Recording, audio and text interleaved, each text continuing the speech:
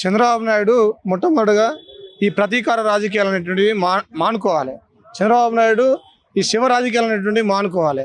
ఎవరైనా సరే జాతీయ మానవ హక్కుల కమిషన్ ఏం చెప్తా ఉన్నది, ఎవరైనా హత్య గావించబడితే హత్య గావించబడ్డ వాళ్ళను గుర్తించి వాళ్ళను గౌరవ మర్యాదలతోటి అంతిమ సంస్కారాలు చేయాలి. ఇది జాతీయ మానవ హక్కుల కమిషన్ చెప్తా ఉన్నది. మీరు రాజ్యాంగాన్ని, న్యాయ వ్యవస్థను అన్నింటినీ తుంగలో దొక్కి ఈరోజు ప్రతీకార రాజకీయాలు చేయడం అనేటువంటిది చాలా దుర్మార్గం, చాలా నీచమైనటువంటి వ్యవస్థ. ఇది ఇంత నీచమైనటువంటి వ్యవస్థ ఎప్పుడు కూడా మనం చూడలేదు. మనం తెలంగాణలో కూడా ఇవాళ ముగ్గురు బిడ్డలు అమరులైలు. ఇవాళ విజయలక్ష్మి ఉస్మాన్ యూనివర్సిటీలో ఎంఏ పొలిటికల్ సైన్స్ చదువుతూ తెలంగాణ ఉద్యమంలో గద్దరన్నతో కలిసి ఆడి పాడి గద్దరన్నతో కలిసి ఉద్యమాల్లో పాల్గొన్నటువంటి వ్యక్తి తను. అదేవిధంగా రాకేష్, ఒక దళిత సామాజిక వర్గానికి చెందినటువంటి మాల సామాజిక వర్గానికి చెందినటువంటి రాకేష్ కూడా తన కుల వివక్షను భరించలేక ఇలా ఉద్యమంలో పోయి తన అమరుడు కావడం జరిగింది.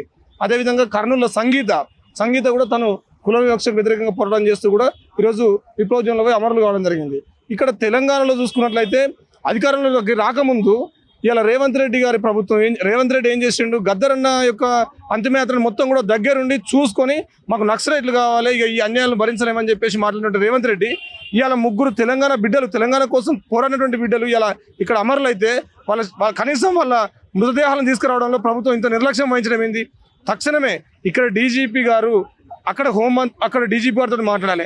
ముఖ్యమంత్రి గారు బాధ్యత పడి ఇక్కడ విజయలక్ష్మి శవాన్ని, అదేవిధంగా అమరుడు మన రాకేష్ శవాన్ని తక్షణమే తీసుకురావాలి. అదేవిధంగా నంబర్ల కేసీఆర్ తన జీవితం మొత్తం కూడా పీడిత ప్రజల కోసం, భూస్వామ్యానికి వ్యతిరేకంగా, పెట్టుబడిదారు వ్యవస్థకు వ్యతిరేకంగా, ప్రజల యొక్క హక్కుల కోసం తన జీవితాన్ని మొత్తం కూడా త్యాగం చేసినటువంటి వ్యక్తి. 50 సంవత్సరాలు తన జీవితాన్ని మొత్తం కూడా ఆదివాసీల కోసం, పేద ప్రజల కోసం, ఇలా ఈ వ్యవస్థలో దోపిడీ ఉన్నంత వరకు తన పోరాటం కొనసాగుతుందని చెప్పేసి పోరాడినటువంటి వ్యక్తి. తన అంతిమయాత్రను సగౌరవంగా జరిగితే ఇక్కడ ఈ ప్రజలు ఎక్కడ స్ఫూర్తి పొందుతారో, తన నుంచి ఎక్కడ ప్రేరణ పొందుతారో, మరింత మంది నమ్మల కేసులు తయారవుతారని చెప్పేసి ఒకే ఒక భయం కదా మీకు, ఇంకా వేరే ఎట్లాంటి భయం ఉంది మీకు? హైకోర్టు కూడా మీకు ఆల్రెడీ మీరు పోయి అక్కడ మృతదేహాలను గుర్తించి తీసుకోవచ్చు అని చెప్పేసి చెప్పింది. ఆల్రెడీ కుటుంబ సభ్యులు కూడా ఇప్పటికీ 5 రోజుల నుంచి పోయి బీజాపూర్లో వెయిట్ చేస్తూ ఉన్నారు. వాళ్ళు తిండి తిప్పల మాని వాళ్ళ కొడుకుల యొక్క బిడ్డల యొక్క కడచారు చూపుల కోసం వాళ్ళు వెయిట్ చేస్తూ ఉంటే, మీరు వాళ్ళకు శివాలను అప్పచెప్పకుండా వాళ్ళని వెయిట్ చేస్తూ వాళ్ళని అనేక బాధలో ఉన్నటువంటి వాళ్ళని మరింత బాధలో గురి చేస్తున్నటువంటి పరిస్థితి మన కళ్ళ ముందు కనబడుతున్నది. ఒకవైపు బీజాపూర్లో ఉన్నటువంటి ఆదివాసీ యువకులు మాత్రం 20 శివాలు మీరు పంపించిళ్ళు. మరి వీళ్ళ 5గురి మాత్రం ఎందుకు పంపిస్తారు అంటే, ప్రధానంగా ఇక్కడ ప్రదర్శనలు జరుగుతాయి, ర్యాలీలు జరుగుతాయి, ఇక్కడ ఉవ్వెత్తున ఒక విప్లవ జ్వాల బయటకు వస్తుంది. ఇక్కడ విద్యార్థులు, మేధావులు, ప్రజా సంఘాలు, పార్టీలు అందరూ కూడా తమ ప్రియతమ నాయకుడిని చూసి ప్రియతమ నాయకుడికి విప్లవ జోహార్లు అర్పించడానికి వస్తారని చెప్పేసి ఆ అంతిమయాత్రలు ఎక్కడ మళ్ళీ ఈ రాష్ట్రాన్ని ఒక విప్లవ ఉద్యమంలోకి మళ్ళీ తీసుకుపోతే అన్నటువంటి ఒక భయంతో కదా మీరు ఇలా ఈ శివాలను వాళ్ళకి తప్పకుండా చేసేది. తప్పకుండా మీరు ఇంత దుర్మార్గమైనటువంటి, నీచమైనటువంటి రాజకీయాలు బంద్ చేయాలి.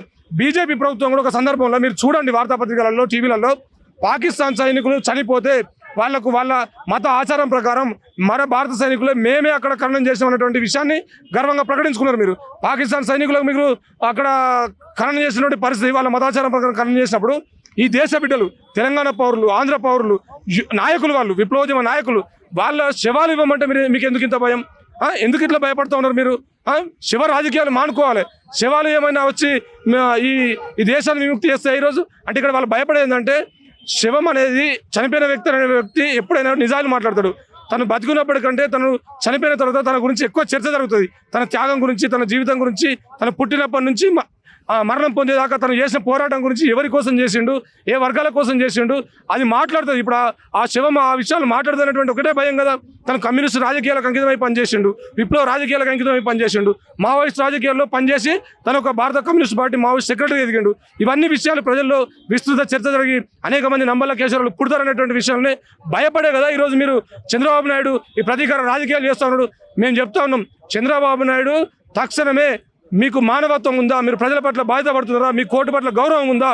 మీరు రాజ్యాంగాన్ని అనుసరించి పనిచేస్తున్నారా? లేకపోతే ఇది ఒక ఫాసిస్ట్ పాలన, లేకపోతే ఇది ఏమన్నా రాజరిక పాలన, మీ ఇష్టారాజ్యమా? మీ కుటుంబంలో ఒక సభ్యుడిని కోల్పోతే మీరు ఎంత బాధపడతారు?